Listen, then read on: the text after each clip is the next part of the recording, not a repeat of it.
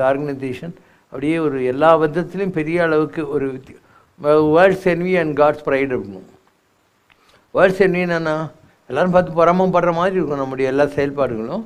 அடுத்தது என்ன இருக்கும், காட்ஸ் ப்ரைடுன்னு இருக்கும். கடவுள் பார்த்து பெருமைப்படுகிற, உலகம் பார்த்து பொறாமைப்படுகிற ஒரு அமைப்பாக நாம் இதை உருவாக்கி கொள்ளணும். இன்றைக்கி கூட பார்க்கலாம்.